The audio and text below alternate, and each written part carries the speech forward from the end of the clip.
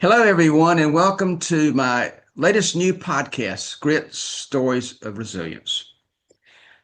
Today, I am happy to have as my guest the West Jefferson Hotel in West Jefferson, North Carolina, in the mountains of Ashe County. And the two people most responsible for its existence today as a hotel, Mark Beck, who has made a history of, there you go, and he's with the one with the hat on. And that's why he wears the hat. There you go. And he is. This is not his first rodeo. He has done this before with hotels in Charleston and I think Mooresville, North Carolina. He's done this, and so he's developed one in West Jefferson. I used to go down the streets of West Jefferson every year for years. Seemed like a lifetime, Mark. And I would look at see coming soon or something like that, and it was the hotel under construction, under restoration. And we used to laugh and say, it won't happen in my lifetime. And so, but it did. And then his daughter, Lily, who is the general manager. And I meet Lily at the top of the stairs, I think, in their hotel when she is telling me about a piano that they have. And I asked her how they got the piano up the stairs. And I would like to have seen that happen. And she said it was a little bit touch and go there for a while. Mark and Lily, thank you. They're going to talk to us today about the restoration of the hotel. And if this sounds a little bit like a promotion, well, it is. And it absolutely is. And I'm happy to do that. I stayed there about less than a month ago. It's one of the greatest times I've had. So thank you so much. Mark, it's good to see you. Thank you, Jim. And Lily, it's good to see you again. Thank you. Yeah, thanks for letting us do this. We're Oh, excited. it's really fun.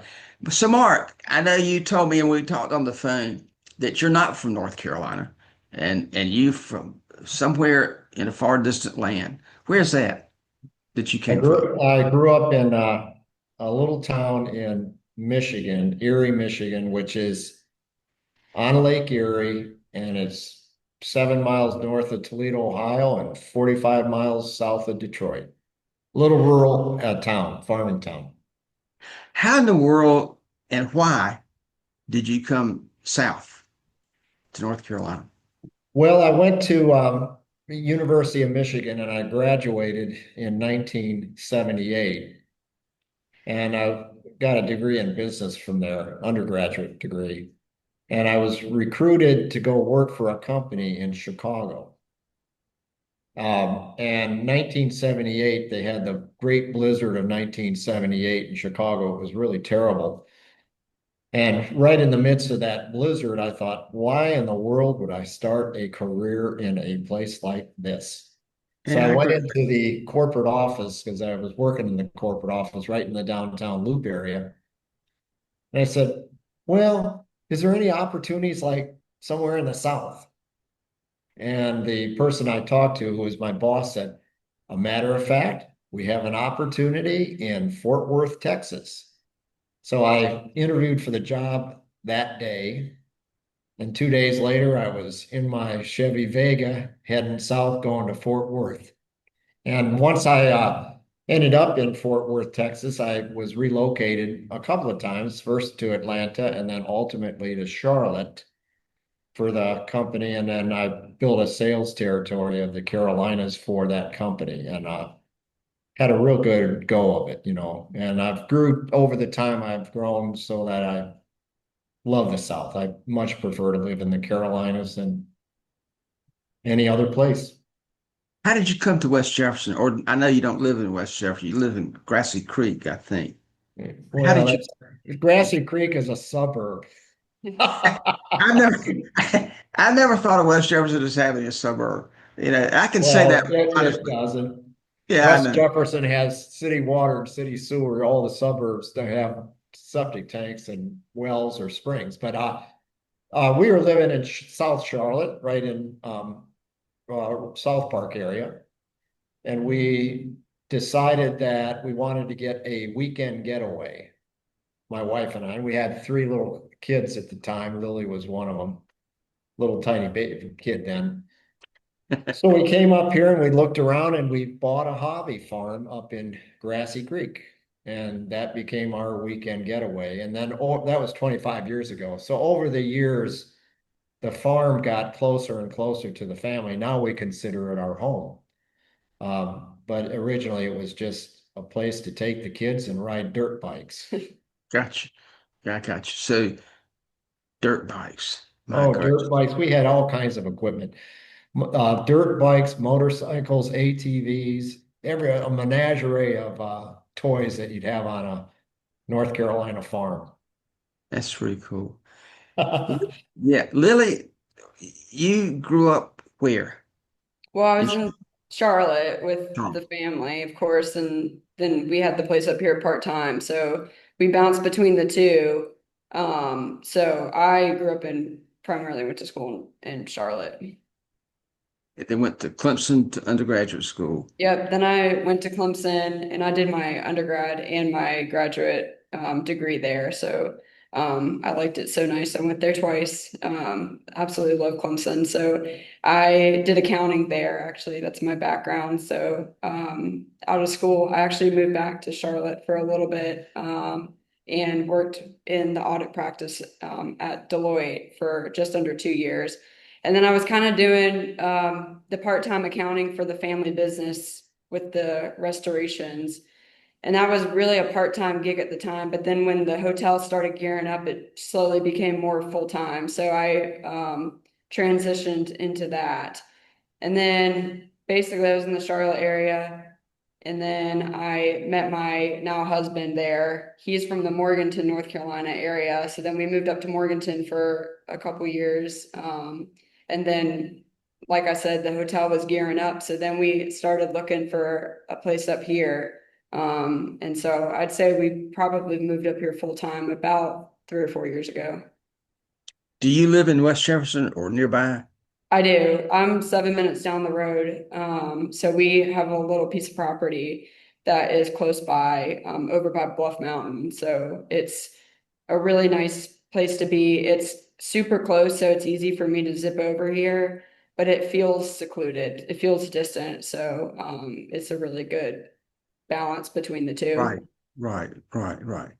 So, Mark, how did you come up with the idea of restoring this building that you've now turned into a boutique hotel?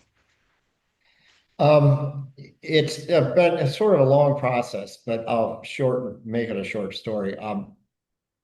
I was a sales rep, and then later I started a company named Bridgetree. Bridgetree was a marketing database company, worked with really large companies doing marketing, and the company was quite successful. So I did well in life. When I got around to the time I wanted to quit being the CEO, I thought, well, what should I do with as a mission? Because I'm a sort of a passionate sort of person. I thought, well, I don't want to give my money away to some of these charities, and I thought the best thing I could do is repair old historic buildings that are in danger of being lost. So I decided to make it a mission to restore landmark buildings so that they'll last another 100 years. And I had a mission to do one every 5 years, and I was going to do five. This is the third one. So it's a sort of a social mission. So we're not the developers. I don't like to lose money, but making money is not the mission. The mission is to preserve and restore cultural building artifacts for the community so that they have it for another 100 years. Well, and so when did you purchase the rights to or the ownership of what is now this hotel? We purchased the hotel in 2019. Okay. So we've owned it for 5 years. And did you immediately decide what you wanted to do? How did you come up with the plan? What did you wanted to do with the hotel? Well, the area, West Jefferson, is becoming an increasing increasingly more attractive to tourism. So it gets lots of outside visitors. There's a lack of hotels here. And it just so happens that the building was originally a hotel. It stopped being a hotel in 1977 when the railroad pulled up the tracks and left town, because it was the original hotel was built in conjunction with the railroad. So it was a railroad hotel. But I was looking and thinking there's not enough hotels here. The building is already a hotel. You don't have to adapt its use to what something used, because a lot of times with buildings, you got to do adaptive reuse. In other words, you take old buildings and you make them relevant in a use standpoint to today. But in this case, it was just doing what it always was to be a hotel again. So I looked at it and said, this will make a marvelous hotel for this town.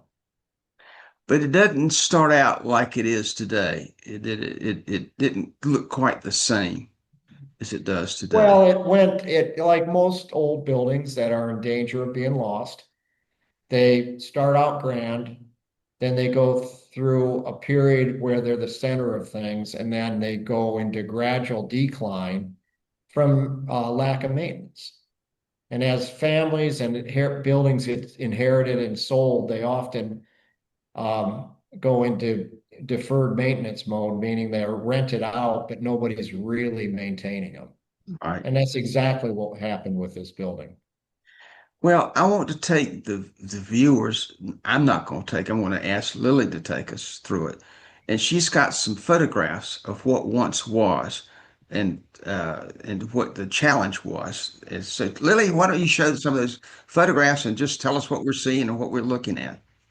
Yeah, you bet. I'll let Dad come and narrate a little bit too. Okay. Uh, What is that? let's get, there we go. So there's a lot of historic, um, like files and pictures and stuff of the hotel through the years, which is kind of cool. Seeing where it was, where it's been and where it is today. So, I pulled several old pictures, of the building and kind of just, it's really amazing to see how it sits with its surroundings through the years. So I'll kind of click through some, and Dad, if you want to Yeah. talk about any. Yeah, notice in this picture, it's kind of interesting. The sidewalk is a boardwalk. I would not have realized that until you just mentioned that. That's very interesting to Yeah, see. this is the very beginning of town. That tree that's sitting there was in town for early on for a period of time. It was called the meeting tree. So people would meet around that tree. The Is that hotel itself was built, and it was the town at the time. There was a restaurant, a bank, the town's bank, the post office, the barber shop, the hotel lobby, police station, bus station, and the county library were all in this building on the lower floor. The upper floor was the hotel rooms. So the building was at one point in time, West Jefferson was the town. is that tree still there? No, long gone. Long gone. Okay. Uh, what year is that? That looks to me like it'd be in the early 1950s based on the car. Right. Right. Yeah, Right. it's kind of cool seeing the town. And of course, like in the winters, they can be pretty harsh here. So clearly they had a bunch of snow going on. These are not necessarily in order, of course, but That's it. There you go. This This, is this picture particularly to me is a fantastic picture because it explains the architecture of the building. The building was built in 1917 and it was at the transition of from horses to horseless carriages or automobiles. So you see both here. You see there's a carriage, a horse carriage, and you also see wood-wheeled automobiles. So this is probably in the around 1920 or thereabouts. And the reason I say the building reflects this is parts of it have flat windows, which were common in the horse era.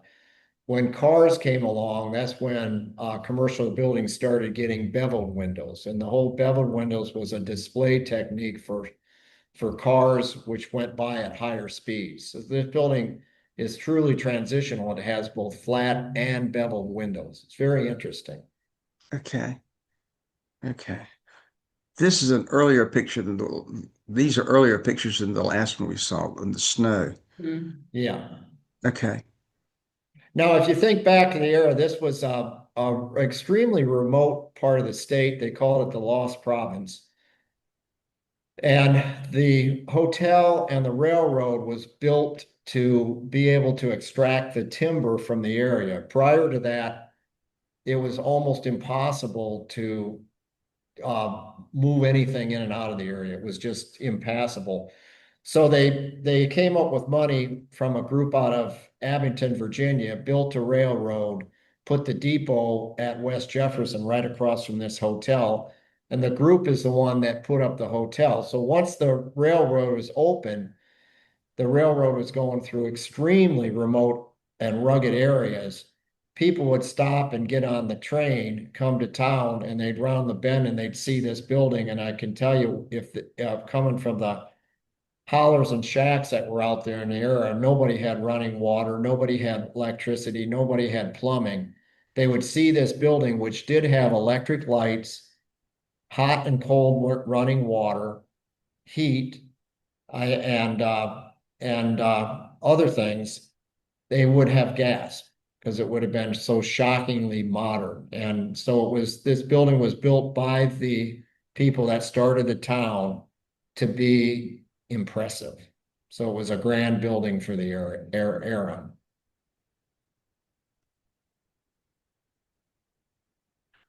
Okay, we're This moving is, on up in time, aren't we?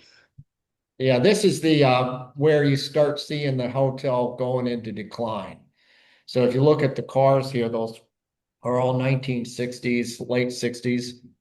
The building has been painted, which is typical in buildings that are in decline. Some oftentimes they'll put a coat of paint on to make them look a little bit refreshed, and which is what happened here.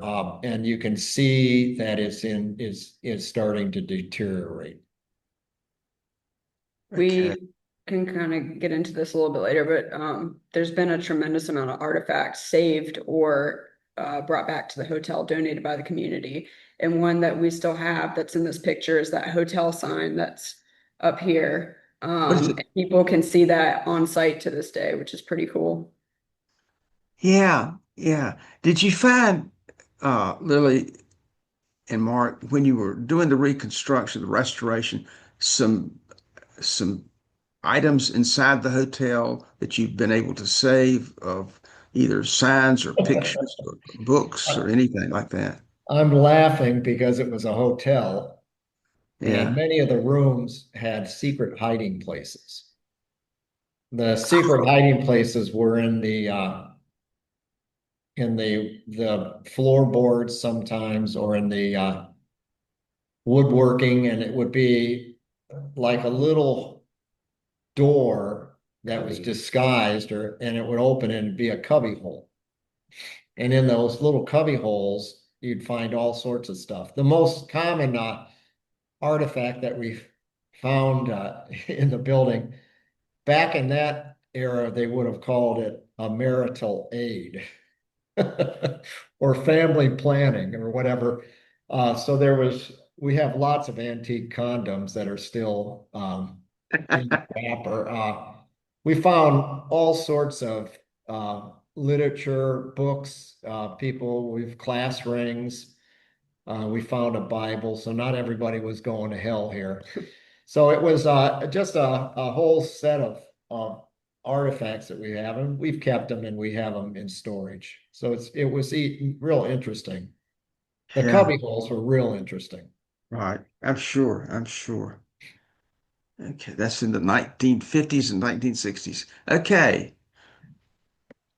Well, here's pretty much what it looked like when it was we started doing the restoration. So Yeah, that's what I um, remember it looking like. You know, we walked by that building, it was vacant. There was a little restaurant, had a little bar area in the back part near the railroad tracks.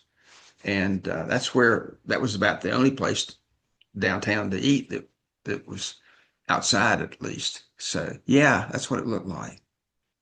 So that's what it looked like when you purchased it. Yes, and it had another coat of paint. They painted it sort of a red color. My good friend up here said it looked like it was smothered in calamine lotion. So that fit the actual building appeared a little pinker than what this picture shows, but Okay. so it was painted a certain odd color. Okay. This is the main hallway around the same time. It's kind of hard to see, but this building was really struggling. I mean, these floors, I think were sinking upwards of 10 inches in certain spots. So you can see the difference from how it looks here versus how it looks today, of course. But behind the scenes, there was tons of structural work done to help save it. So So all the rooms were on one floor. mhm. Yeah, the hotel was strictly on the second floor. Okay. Then this is kind of when we got going. So it was a little bit dramatic right at the start because suddenly there was cranes in town and things were finally happening. There had of course been the murmurs around the community that it was going to get restored, but people in town didn't know until we started really what was happening. So this was really the start of it. They were putting structural beams into the building. So it was fun to watch, see them fly through the air really and get put into place to start saving this commercial building. We used that big crane you see there to lift the second floor. The second floor had sunk in some places up to 10, 12 inches. It was extremely uneven and it was structurally unsound. It was not in any condition to support weight. This is a stupid question, but how do you lift a whole floor? How do you do that? What we did is we took steel beams and put them under the second floor along the whole length of the building, which in this case, it's 100 feet long. We had 2 or 3 of them. Then we cut holes in the ceiling, dropped cables through the roof to connect to the steel beams below the second floor. And we used a massive crane to actually lift the entire floor structure up. And then underneath it, we had steel going in place and it was being welded into place while the crane was actually lifting the floor. Okay. It was very clever. The contractor thought of that, and I thought it was clever. At one point, the original crane they sent out didn't work, so they had to bring in Big Bertha or something. It had some name for it. And that crane actually did lift the entire second floor. So we had to lift it up by like 8, 10 inches. Okay. This is a good picture showing the before and after with the brick. So there's your calamine lotion up top. And Yeah, then Jim, doesn't that look like calamine lotion? It does. It does. You used to use calamine lotion every summer when you got poison ivy. Yeah, it yeah. looks just like it. Yeah, I can remember the So color from being a yeah, kid. You put it all over your body where you had we took it stop. back to the original brick. Yeah, So it looks much better now and you can actually see the brickwork, which is pretty The cool. original brick was handmade on site. So they dug the clay behind the building, put it in molds, and then it was sun dried. So when you're dealing with really old brick, particularly handmade brick that's not fired, you can't clean it with sandblasting. You have to do something way gentler. So we used a chemical peel. And it was a very labor intensive and long process. It took us several months to actually bubble the calamine lotion off the brick.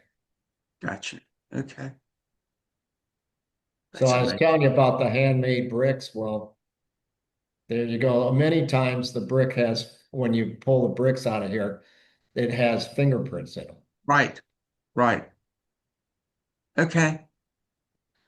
A lot of people don't know how bad the condition of the building was when we started, or, to this day think, oh, you just did a little bit of rework and, renovating and stuff. I don't think people understand sometimes the depths at which the restoration happened. So this is kind of during the demo period. I mean, it was taken down to the studs because it had to be with all the structural issues that were going on. So these are kind of just dramatic demo pictures. And what this picture and the one before, where is this now in the hotel? this one That, right here, yeah. this is This is in the room we're sitting in. mhm. So what happened, the building was structurally falling. It was unstable. It was collapsing into itself. And the problem was that the structure was compromised. So we had to put a new, so to speak, backbone in it. Well, that became an issue because the existing floors, which were made out of river rock with concrete, weren't sound enough or weren't strong enough to actually support the new steel structure. So we had to go inside the building with you see that, what do you call that? Backhoe or whatever they call that. We went in there and we had to take out the existing concrete floors and put in new footers. So we actually had pieces of equipment inside the building excavating and pouring footers. So that rebar you see there is a new footer for the building, which the steel beams that were put in anchor into. Okay. This is kind of well, really, this is to the point when we were doing demo, this was the most open it was in this area at this point. Back in that center of the picture over here, this is now our dining room. So what you're seeing here, Jim, is you see the ceiling of the first floor, which is the structure of the second floor. So the technique here, you see the original wood structural lumber beams, but many of them have new wood put on either side of it. That's called sistering. And then inserted in there is also other new wood beams, which are called LVLs. They're laminated and wood that is rated to support certain weight. So we have that all inserted up there, and then the weight is actually being transferred through those steel poles to the footers that you saw in the earlier picture, which are made out of concrete. So we had to basically give the whole building a whole new backbone. It's kind of Okay. like back surgery. Uh, okay. Ah, where are we now? This is the rooftop? Yes, we're on the roof. When the structural engineers told us that the roof wouldn't stand a heavy snowstorm. And they also told us that don't have more than one or two people on the roof at one time. It was that unstable. So we peeled the roof off, pretty much pulled all the structural lumber out of the roof and relaid a whole new roof with new lumber. The structural lumber that went out of the roof, we used it as reclaimed wood, and much of the finished wood that you see in the hotel today, including some of the floors, wings, coatings, and various finishing details inside the building are made out of that structural lumber that was pulled out. We had a tremendous amount of structural lumber. Okay. Okay. So this is another pretty dramatic piece to it. We dug down to make a basement space under what you see, or the patio that you see today, to pull off what we wanted to do here. we couldn't have done it without adding back of house space for the restaurant, for the hotel. So a lot of people are surprised to hear that when they're standing on the patio. So this is when we dug down. For a while. It kind of looked like this. And then they started building out the walls to the basement. But for a while it did look like this. And you can see the original building there really well. We dug 16 feet down. Okay. There wasn't any rock either. We were lucky. So Yeah. here they are pouring the walls for the basement. And then from here, this point out, we could kind of, build up. And then, You're making progress now. Yeah. yeah, definitely. So when you stand on the patio and you look at the two sides that are facing you, the one to the left here is the original building, and the one to the right is brand new construction. You have to add an elevator. And to do that, it was easier to put it in the new structure than to try to retrofit the old building with one. So it kind of served multiple purposes. And at the end of the day, it almost gives a theater-like environment on the patio, which is really, really pleasant. Yeah, the Right. way and with historic buildings, and the West Jefferson Hotel is truly a historic building, and we'll put it on the National Registry because it totally qualifies. But when you add additions, the additions are supposed to be obvious, and you're supposed to preserve the original building so that it has visual integrity. So if you notice how we position the new addition to the porch, it doesn't touch the porch. The Right. dog legs around it. And that's all about preserving that historic two-story porch, which is a Right. classic thing you see in Ashe County. It's a classic Right. two-story porch. Right. That makes sense. Oop, there's my pictures. So now those are all the old ones. Of course, people can come on site and see everything that's been redone and is new Yeah. today. Because I looked the other day, and you might mention that the website is westjeffersonhotel.com. Is that Yes. it? And so if folks watching this, if they'll go to westjeffersonhotel.com, they can see all the new pictures. We do have some other historic pictures on there. We've got a pretty good looking history page. Of course, it doesn't have everything in there, but it does give a pretty good story about where how the building came to be, where it was throughout the years, and where it is today. So we've got more pictures up there. You know, Mark, when we first spoke, we were talking about the title of this podcast being Grit and Resilience, and the two words in the podcast. And you want to know what was about grit. So what is it about grit in the restoration of this hotel that you found within yourself to do this? These projects are not for the faint of heart. And there's technical challenges that you run into that are just scary. What happens if that hole we dug, what if it collapses the street? Because it was right on the street. What if it collapses the building? What if, in digging all this stuff up, what happens if somebody gets hurt? So you have a whole bunch of safety things. And then there's the money element. This stuff is not cheap. So you're going out hundreds of thousands of dollars a month for month after month after month after month. And you get about 2/3 done, and you think, what was wrong with my mind? Why did I do this? Did you And ever think that? Did you ever think that? multiple times. But I always have a saying. I always tell people, I always finish whatever I start. The grit part is when you would prefer to just throw in the towel, you have to just keep going.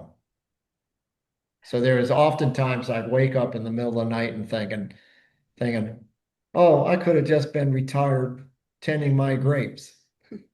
Why did I do this? But Well, then eventually the projects do end, and if you do it right, don't and not cut any corners, which is another saying of mine, you end up with a mighty fine building and a whole bunch of people that are very appreciative that it was saved. Well, I have to tell you, when I was coming to West Jefferson, we were going to the hotel. I knew it was going to be a nice, or I thought it was going to be a nice hotel, but I really didn't know. I'd never been inside of it since it was refinished, or really even seen any pictures, except a couple of pictures that were in the Our State magazine back in the summertime. And so when walked in, I walked in the steps, and they, walked up the steps, and I mean, it just blew you away. But the thing that struck me was, and you mentioned this in one of your conversations, Mark, that you wanted to be really touching to the customers who High visit. touch. I touch, yes. What do you mean by that? What does that mean to you? What I notice in most, and it's really not a good trend. I think it's partly because of the digital age is making everything less and less personal. I mean, you try to call customer service, good luck. And then lately I've been wondering when I'm talking to customer service, is this a real person or is this an AI person? You don't really know, but at the end of the call, what should have taken 5 minutes takes an hour and a half, and you hang up frustrated thinking, well, I just wasted an hour and a half of my life. So in terms of this hotel, we decided to be high touch, which means we have real people working there, and we select the people that work in the hotel partly on personality. So we want people to talk to the customers. We want people to help the guests. So that's high touch. So anything a guest wants, if it's legal, uh, the guest will get. Well, I mean, I saw that firsthand. And the thing that to tell you, the high points that I recall from my one night stay is that the floors in the bathroom were heated. I mean, I've been in lots of hotels in my life. I have never seen that before. And some nice hotels and cheap hotels, but the nice ones, I've never seen that before. I've never been told that the lotions in the bathroom had the scent that you all helped put together for that. I mean, who does that? I've never seen a young general manager and co-owner of the hotel carrying around cardboard boxes and emptying stuff out of those boxes and working just like anybody as I did that Jim, day. you want to hear what my new job is? I'm master's degree in business, always ran at the highest level of business, and I've stayed at a lot of 4-star and 5-star hotels in my life. Right. So I retired, and now I do have a job at the hotel. I'm the garbage man. I take the garbage to the dump every day. I know what yeah. And, it's an interesting thing. It sounds like a terrible job, but it's a great job. I like it better than when I was a CEO because you just heave the stuff in the dump. You You're feel done. like you accomplished something. You go home, you're happy. And then I see all kinds of people I know at the dump. Well, the other thing that I recall, Fantastic. yeah, well, that's pretty good. You really do. The And other thing, it's the best job I've ever had. well, I can remember Lily saying that she was talking about the first day or two that I was the only day or two I was there about how the struggles with doing that. She said, now comes the fun part. So what is the fun part for running the hotel now? What makes it fun to you all now, having Really been through this? talking to people. I mean, you just meet people in all walks of life. It is so fun. And like kind of going off of what you were talking about before, I was going to mention each of the rooms are the original 1917 size, which is pretty unique. However, nowadays you stay in some hotels and it feels like you've got a 3-bedroom apartment, depending on, it just feels really big. Back in the day, they weren't like that. They were far smaller rooms, and you see this with a lot of old houses too. But they're a little bit on the smaller side, but we try to make them really well appointed. So that's kind of where those little luxury touches come in. And people love that. They really do. It's the guests that we have here, they're really nice people. it's just fun to talk to them. And part of that high touch piece of it that we were just talking about too is I think the staff genuinely has fun talking to the guests. We frequently get comments and positive feedback about how kind the staff is to the guests here. We actually get handwritten thank you notes Mhm. from guests. I think it's so nice. Yeah. Like the other day, this past weekend, one of our first, I think it was our first guest ever, the first one that ever checked in. Yeah. State number 9. Number 9, and they came back this weekend, and the gentleman said, "Now keep it quiet. He's going to propose to his lady friend." So he brought his lady friend, and most of their family was there. We hit him in the back. And then he was out on the patio. He dropped to his knee, pulled out a ring, and proposed to her. And then her whole family comes walking out, as well as the hotel staff, to witness the engagement. That is so Yeah. cool. There's more, So they're going to get married here, I think, next year sometime in the hotel. Now, I've offered my services. I've told them I'll go out and get an online preacher degree. You can do that. Yeah. Because I'll be the officiant if they want it. And I'm thinking of going out and getting one of those Love Boat captain hats. That would be even better. Yeah, and I'll wear the Love Boat cap because it's sort of like you're on the Love Boat. You hear all types of neat stories. You hear some sad stories too, but people are just genuine.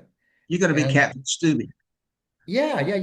And you just meet the most interesting people, and the setting is running at a pace where it's slow enough where people actually sit a spell and tell you stories. Mhm. It's fantastic. And it's not just the hotel guests too. Some days half of the job of a front desk agent is just kind of showing people around and giving little mini tours. We get people walking off the street all the time, just, oh, I heard about the hotel. I heard it just went through restoration. We wanted to, poke our head and can we look around? Of course, yeah, come on in. So even that too, and with locals in the community as well. People come in frequently saying, my grandfather had this connection to the hotel. My great aunt did this with the hotel. And it's not just the hotel rooms, it's, the bus station or the produce shop that was downstairs. So we meet people all the time that have a connection to the hotel, which is really special. So People often drop in and they bring back artifacts. Mhm. Really? They Yeah, there have are things that were in the hotel years ago that left years ago, and they've been in their family since 1950, 1940, 1920 or something. What's an example of one that you We've can got the recall? original telephone. The original telephone. Yeah, it was made, it was here in 1917, and a local family had it since the 1950s, and it was a prized possession of theirs, but they said they would like the hotel to have it back. So we So took it back and we stuck it back in the same place it was in 1917 in the we, lobby. we okay.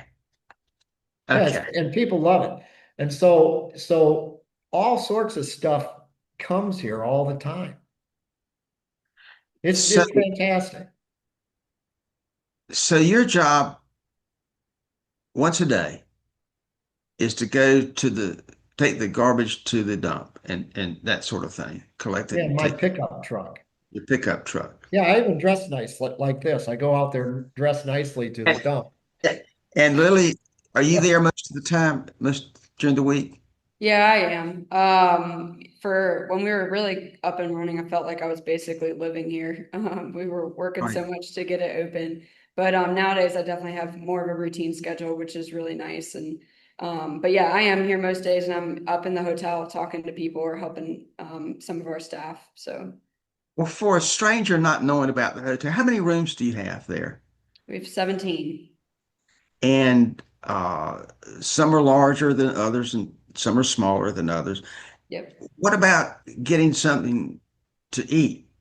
Do you have anything to eat at your hotel? We do. We have a restaurant downstairs, OH Restaurant, which stands for Old Hotel Restaurant. Right now they're open Wednesday through Saturday for dinner, and then Saturdays for lunch. as we keep growing and we get more staff and more training completed in, back of house, we'll expand those hours, so that we can, have lunch on Fridays or Sundays or, the goal would be to be open at least 6 or 7 days a week, long term. So we do have a restaurant. It's serving a casual menu right now. We're going to open a reservation only fine dining experience very soon in the next couple of weeks. So there will be two different kind of culinary environments here, something for everybody, really. You know, it's a little bit of a field of dreams with the Yeah, restaurant. yeah. If you And build, so in our other buildings, we have experience. Lily and I don't run restaurants. We're not restaurateurs, but our other buildings have restaurants in them. So we have experience with outfitting restaurants. So we did it here, but we did not have a restaurateur to do it. But as you say, you build it and they will come. it's true. So we had this going, and I got a call from a ambitious young man who just got out of culinary school that grew up in Ashe County, and he said he wanted to be the executive chef. So we talked with him, and I had him come over to our house and made him make us dinner, and the food was very good. Then he told me, he said he wants to be a well-known chef. And I said, well, the hotel is the sort of platform that you can do that on, if you have talent. And he said he's up for it. So his name is Trent Pruitt, and He's not there yet. no, he's here and he's putting it We, together. well, I had dinner at your restaurant the night that I was there, and I could have eaten everything on the different menu. There was not anything on the menu I wouldn't have tried, which is unusual. Well, You know, everything is from scratch. There's nothing that comes off a truck. Then we're actually partnering with local providers, growers and providers. Then there's some quirkiness to the whole thing. For example, I'm a health nut really when you get right down to it. So I'm picky about what I eat. I'm not fussy, but I'm picky. So the restaurant here, we're not using any vegetable oil. We're using only beef tallow. Everything is done from scratch. There's no processed foods, and that when you eat it, you can taste it. if you were to have to tell somebody whom you did not know, why would you say to them they should come to your hotel? What is it about your hotel that would attract somebody who's never been there before? Well, our Besides, tagline in for the town, and I'm on the tourist board for the town, so I know it, is escape to West Jefferson. So we're surrounded, this little tiny community and Ashe County, which is very rural and not very populated, is surrounded by lots of big urban areas. And so what happens is people from a Charlotte or a Raleigh, I think you're from Raleigh, right, Jim? right? Yeah. You decide, well, it'd be nice to get some fresh air, some sunlight, and be around some friendly people. Well, you come and escape. And so the hotel is an escape from a more hectic life elsewhere. So you can come to the hotel and it's extremely relaxed. And even beyond that, we're the only hotel in downtown West Jefferson. You're walking distance to everything. You could not be in a better location. We are literally in the center of town. We've got a great product, and great staff here. So it's an enjoyable experience. We have a lot of luxury touches like I was talking about, and that really every detail was thought about. So people can stay in their room and then go sit on a rocking chair on the porch and look at the mountains with a glass of wine or a cup of coffee in the morning. Or take a step out the door and walk a block away, and there's the Ashe County cheese Yeah, good factory, which coffee. is very popular. And the shopping street that wraps around the hotel, the shops are all locally owned, but they're very good. Mhm. So the shopping here is, for the size of the town, is unusually good. but Okay. just a fun town. Yeah. Yeah. Well, my own experience that on Saturday morning was having a cup of coffee on the deck or porch We outside call it the veranda. We're doing the a low veranda. country thing. And I Yeah, know that veranda. I don't know if I've ever been to another hotel in my life where the lady who's on duty at the front desk comes out the door and we wind up talking for 5 or 10 minutes. And it wasn't just a bland conversation. It was an interesting, who are you? Who are you? And that kind of thing and Who are you background. talking to, Star? That rings a bell. She's part-time. Yeah. Yeah, that's Star. She's really good. She's good. Everybody likes. She's got a very colorful life. Well, yeah, and she not shy. She comes in out that and she says, because I gave her a couple of business some cards, and she comes out about 5 minutes later and says, "Well, I've just spent the last 10 minutes reading about you on Google." So Oh, there, really? There you there, go. there we were off to the races then. Yeah. And And really, I that's mean, every one of our staff here, I really mean this, I'm not just saying this, is just a nice person, easy to talk to. Um, everybody's got their own personality, and just the whole piece of it is they want to be here because they want to be a part of history and be, talking to the guests. So we've got Star, who's great. Natalie comes in, she does the night shift a lot. She's wonderful. Really a fun person. Amber is here too. She's got a really colorful personality and loves to be able to assist guests in the morning and talking to guests. She's great at giving tours. And then Cullen, he works across the street at the hardware full time, but likes to pop in on the weekend for a quick shift at the hotel to be able to help out too. So he's a true local, and really fun guy to talk to. So really everyone here is just really, really fun. Colin is the best gun salesman in the county. The hardware store across the street has it's an old-fashioned hardware store. It has actually sells guns. And people come from all over the place and it's, to buy a 22 or buy this or that for whatever, just like it was years ago. right. And Colin is people seek him out for that. He's very good at it. We're lucky to have him on as a weekend shift. Where do you see the hotel going in the next 6 months to a year? What do you want it to, where you want it to be? Well, we want to grow. The main thing that we're working on right now is just still letting people know that we're open. We have a pretty good social media following, which is a lot of fun. So we try to post there. And then, of course, we have our website, but even just the preliminary things that go with opening a new business, trying to get ourselves popping up on Google and, all that stuff. So our main objective right now is still telling people that we're open, ready for business. So we do want to grow our customer base and let people know that we are here ready to serve them. We've got So, some we've got a couple of small event spaces that were an afterthought in the restoration. I never really thought about having event spaces. It just happened. And those are turning out to be real popular.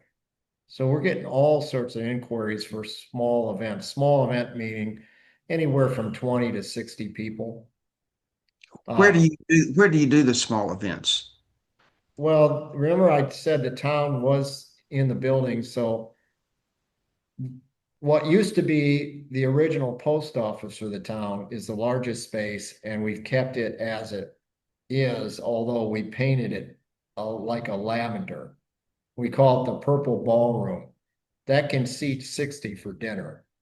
So Okay. that's on the first floor. And then we have a second floor room we call the Patty Mountain Room that has a view of Patty Mountain and really good views of the town. And that can seat about 30, but we use that more like for business meetings. So there's companies in the area that are doing off-sites. They come here and they rent that room and they like the privacy of it and they like the food and the service. So they have business meetings there. So it's both. Those have worked out really well. Yeah, we've also got a full-time events guy here that runs it all. So his name is Andrew St. Clair. He's actually sitting across the room right here. Right. But Okay. so he's going to talk He can come about and him. take a picture if he wants to. Andrew, come here. Show your face. Yeah, sure. This is Andrew. Hello. Andrew, I'm Jim. Nice to see you. Nice to meet you, Jim. Nice to meet you. I've been patiently, quietly waiting in the corner, working on events. So you're the event person. So if somebody wants to reserve a room or set up an event at your hotel, you're the person they ought to talk to. That's generally that's how it goes. They send them my way. Whether it's a phone call or an email, it's me. I understand. Well, it's nice to meet you. You And too. You good too. luck to you. Good luck to you. Thank you. One of the last questions I wanted to ask, and you mentioned the fine dining, is that going to be in the same dining room as the present one or a separate dining room? It's in the dining room that you ate at breakfast in. We call it the pink and mirrors room because it's painted pink with a lot of mirrors. It'll be just in that space. The rest of the restaurant spaces will be casual food because fine dining, there's only so many people that want that. So the So- casual food like is there that you're serving now will be able to still get that in the other areas of the Yeah, hotel. on the patio we have a patio. Off the patio is what we call the oak room, and the oak room will always be casual. Gotcha. Well, is there anything that I have not asked you? I had a trial judge. You always used to ask jurors this question. I've asked you a lot of questions. You've given a lot of answers, but is there something you want to tell me that you haven't told me? And that was a catch-all, cover your rear end type of question. So my question to you all, but to each of you really, is there something you want to tell us or tell anybody or me about the hotel and your experience with it that we haven't talked about here today? I'd like to go back to something because it's so, to me, it's so cool yet strange. The number of people that bring us stuff, all sorts of things. We had a nice lady that gave us three Ben Long sketches from the frescoes that are up here. This area is known for these frescoes. Yeah. And she said, I would like these sketches, their studies. I would like these to be in the hotel. Will you hang them in the hotel if I give them to you? And I said, absolutely. Are they hanging now? Oh, yeah, and they're beautiful. Where are they? They're in They're in the the parlor. parlor. Then we had Okay. another nice woman. She donated a Stephen Shoemaker piece to us.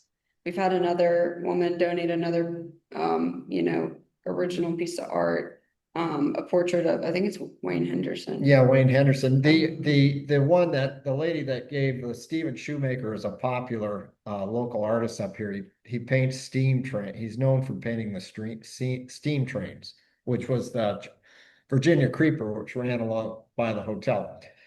But she gave us that and she said, can you put this picture in my room? She always stays in the same room. Yeah. And So then we're gonna hang it in her room.